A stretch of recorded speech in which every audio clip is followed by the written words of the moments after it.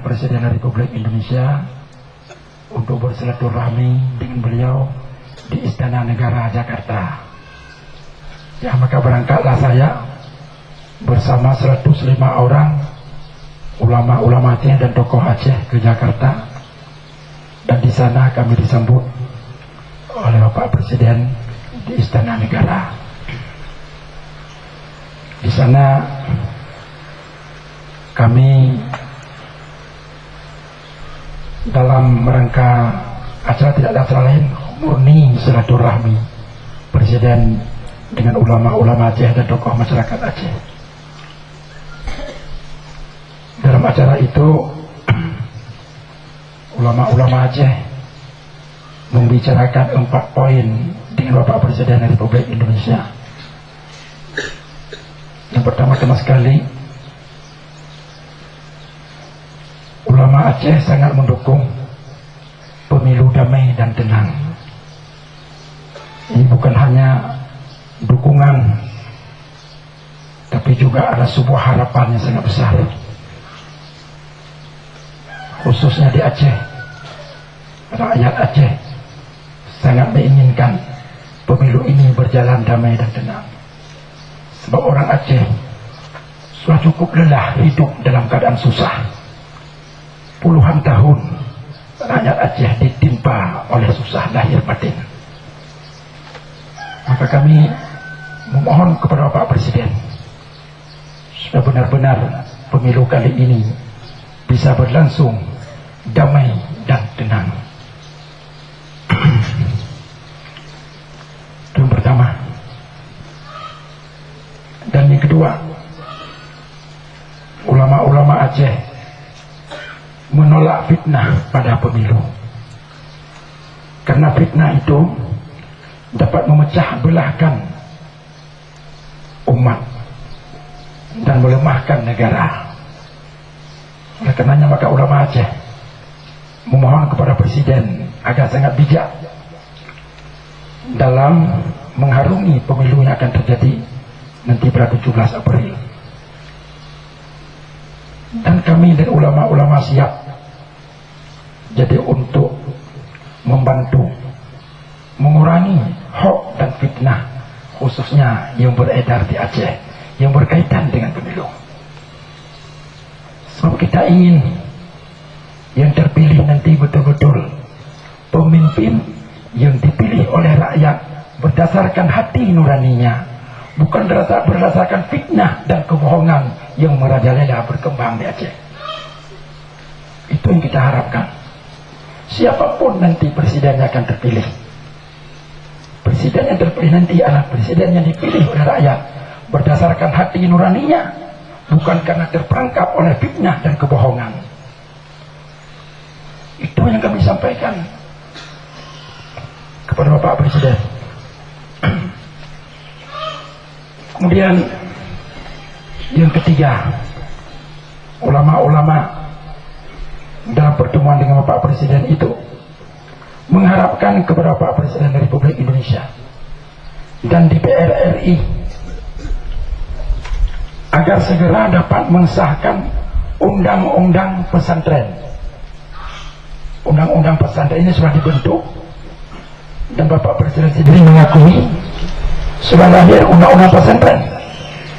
Cuma menurut kata beliau belum lagi disahkan, belum ada pengesahan. Undang-undangnya sudah lahir, sudah disepakati, dan pengesahannya yang belum sampai hari ini. Itulah yang didesak oleh para ulama-ulama kemarin di istana itu kepada Presiden dan DPR RI yang juga ikut hadir dalam pertemuan itu, agar peraturan ataupun undang-undang pesantren itu bisa disahkan sebelum pemilu 2019 ini. Karena ulama-ulama melihat sangat penting jadi undang-undang pesantren itu, dan Bapak Presiden sendiri pun juga mengakui sangat penting undang-undang Dayak ataupun undang-undang pesantren itu.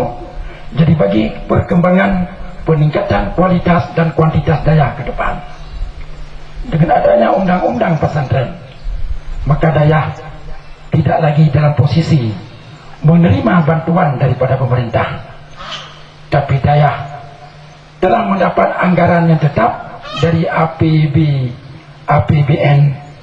APBA, dan juga APBK, sebagaimana lembaga-lembaga pendidikan lainnya.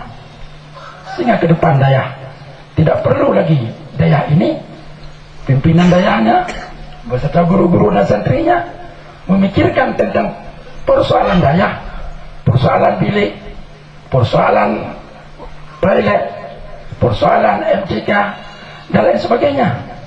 Karena semua itu nanti akan mendapat kunculan dana yang jelas dari biaya negara. Maka itu harapan yang sangat ditekankan oleh ulama-ulama yang bertemu Presiden kemarin kepada Bapak Presiden Republik Indonesia. Kemudian yang keempat, para ulama-ulama kemarin itu meminta kepada Bapak Presiden Republik Indonesia agar segera merealisasi butir-butir MOU Helsinki yang menjadi hak, tanggung jawab, dan kewajiban pemerintah pusat untuk rakyat Aceh yang belum dilaksanakan sampai hari ini. Butir-butir yang belum bisa dilaksanakan itu ditekan oleh para ulama-ulama kemarin kepada Presiden agar segera jadi direalisasikan oleh pemerintah pusat, karena itu adalah hak rakyat Aceh yang harus secepatnya rakyat Aceh mendapatkan hak itu untuk kemakmuran dan kesejahteraan Aceh kita semua. Jadi ini yang disampaikan jadi oleh para ulama-ulama kemarin kepada Bapak Presiden Republik Indonesia. Dalam forum ini saya merasa perlu menjelaskan ini Pak sedikit, karena sepulangnya saya dari Jakarta ke Aceh, saya dengar informasi bermacam berita yang berkembang di apa itu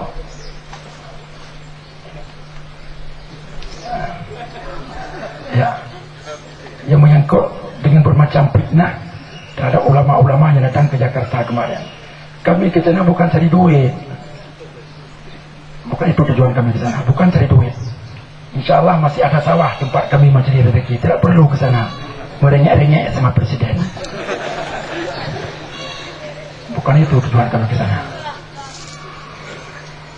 Maka tolonglah dalam hal ini, inilah yang perlu kita perangi. Jatang, dingohan, kalontang, pegah punggung dia dalam HP. Dia punya penyakit orang di Aceh, dan bahkan kamu jadi penyakit bangsa orang seluruh wilayah Indonesia. Jadi orang masyarakat sudah begitu gampang dan mudah melakukan fitnah-fitnah yang tidak berdasar.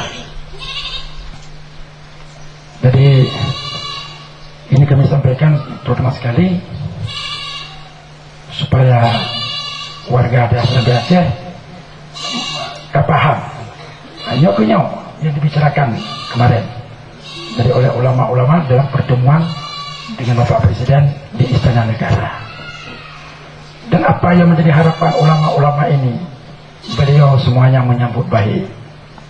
Terutama sekali Pak Ketua DPRK menyangkut dengan poin-poin MOU Helsinki. Ini sangat terkejut kami kemarin.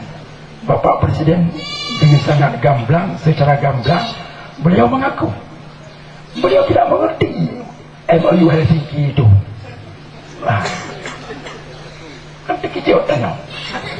Nah, tapi beliau berjanji, saya akan kaji, saya akan pelajari apa-apa saja jadi poin-poin MOU Helsinki yang hari ini belum dilaksanakan oleh pemerintah pusat untuk rakyat Aceh. Beliau sudah berjanji kemarin. Jadi nyok-nyok yang kamu jak gede. Alhamdulillah, saya sangat bersyukur kepada Allah Pak. Selama di sana hati saya ini masih belum tenang karena banyak acara kita pada hari ini. Sebab dalam jadwal rombongan maghrib semalam, rombongan baru take off dari Cengkareng menuju ke Banda Aceh. Berarti diperhitungkan paling cepat jam 9 malam baru tiba di sini.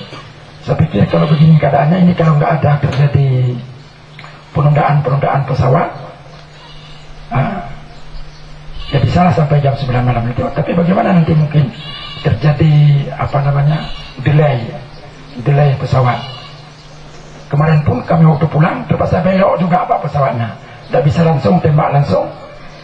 Entah daerah mana saya nggak tahu, udaranya sangat tidak baik. Jadi hati saya ini sudah mulai nggak tenang lagi. Jadi pesawat terpaksa belok arah, jadi nggak jadi terbang lurus. Maka kami agak sedikit terlambat sampai di Banda Aceh.